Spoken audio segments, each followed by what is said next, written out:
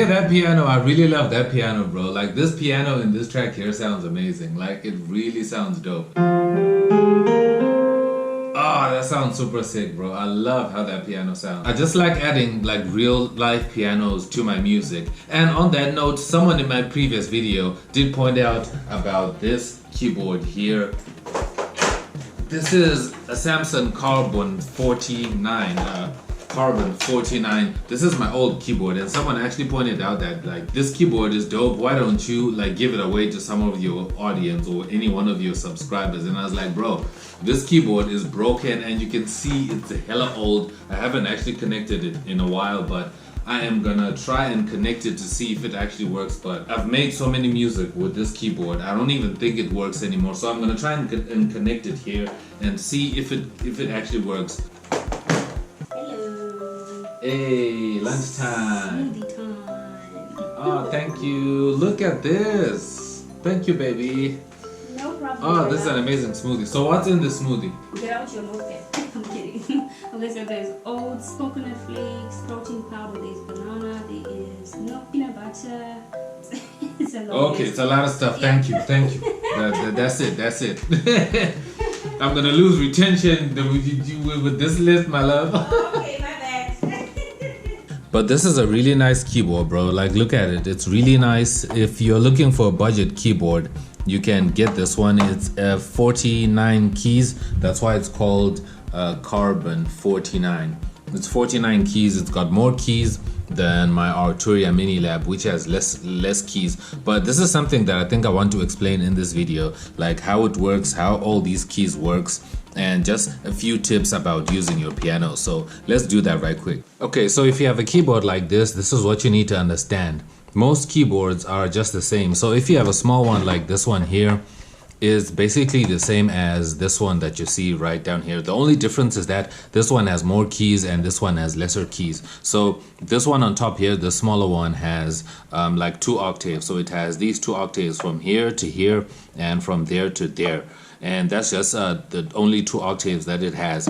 But then this big one here has more octaves. So it has from here to here, and then from here to here, and then from here to here, and then from here to here. So that's like 4 times the amount of octaves as this one has here. So that's the difference. So when you're playing, you don't have to keep on transposing, because when I'm using this keyboard, I have to always be changing octaves and going up and down, and going up and down and just shifting octaves as I play. But if I were using this one, or even if you're using like a longer keyboard with more keys, you don't have to like be switching the octaves up and down, because all of them have keys, are assigned keys. And here's a quick little tip that I want to share with you. If you're starting to learn piano and you want to learn piano, I think the first thing that you want to do is to know how to identify the letters of each note, like the letters of the notes. Like you can see, I've got red dots here, and I also have kind of faded out note letters right there. So what you want to do is you want to grab a marker just like this one here, and then you want to label them and know exactly which is which, so that you know which one is which. So the first one you want to know is your middle C. So middle C is this one right here in the middle, right? This one in the middle here. So you just want to label it C, like that, right? And then to make sure that you know that this is C. So if you're gonna play, this is C. So writing it here can also maybe be a bad idea, depending with how you play, because sometimes you see what I just did there? I just used my finger and I just scratched it off. So sometimes maybe you want to put it there and just put C on top there, because you don't touch over here, but you touch over here, so that you don't rub it off. You don't rub the marker off. And make sure not to use a permanent marker, because if maybe you want to sell the keyboard, you might want to, erase the markings and the letters, and then you just go ahead and label them. So this is going to be a D. And then you also have an E next, an F right here, a G, and then we go to A, and then we go to B. These are the letters that we have on the keyboard, right? So it's like from here to here. So we have C, D, E, F, G, and then A, B. It's weird how they like set it all up. So if you want to remember it, it's like it starts from C, but if you want to, you can start from A, B, C, D, E, F, G. If you just familiarize yourself with middle C and then you start playing from there, that's how you remember these things. That's how you learn keyboard, so that you know what's what. So it goes the same with this small one here. what you want to do is just identify your middle C. Your middle C is this middle one here. So C, D, E, F, G, A, B, right? So that you know what's what. So another thing that you also want to do is also listen and know what each of these notes sound, so that you kind of, if you hear it, you know exactly what the note sounds. So I'm just going to connect this one because this one's the one that works. Remember, this one does not work. So now you just need to memorize how these notes sound, right? So your C is this one, and then D, E, F, G, A, B. So you need to memorize so that in your mind, if you hear it without even seeing the note, you know which note it is. When you memorize the order of these letters and you know exactly how these letters are set up and which note corresponds to which, then you know what's what. So it's basically the same octave over and over again. So you don't have to keep writing these same letters over and over again, because it's basically this octave here just multiplied and then it goes on a higher register up here. So this is a C and then this is a C as well.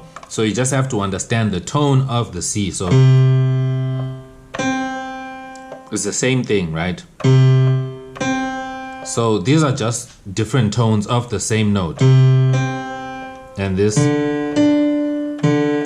so that's a D, and then an E.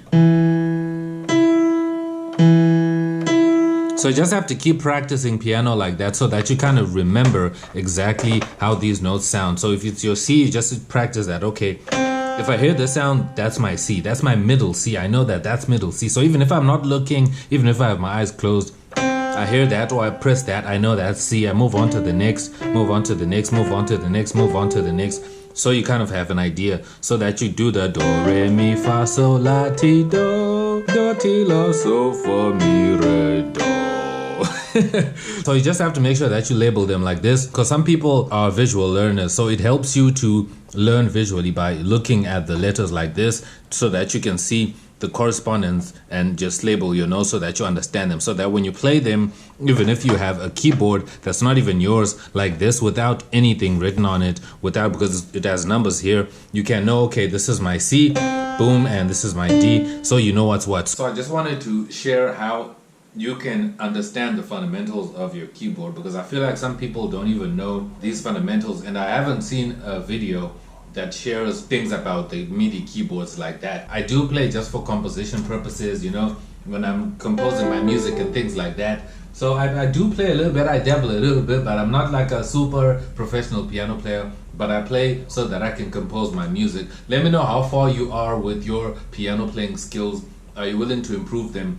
And do you label your keys on your piano, or you just leave it empty like this? And do you memorize them, and do you know them by ear? Like if you just hear, do you know it by ear? Let me know down in the comments. For me, I'm also still practicing, because it's something that I think you constantly need to practice. You constantly just need to sit on your desk with your keyboard and close your eyes and then just press, you know, and just keep memorizing that what note is what and how does it sound, so that your mind immediately, even if someone is on the other side of the room or somewhere else, if they play a note, like, you already know what note that is. Even if they play it on a lower register, you already know that, okay, that's a C.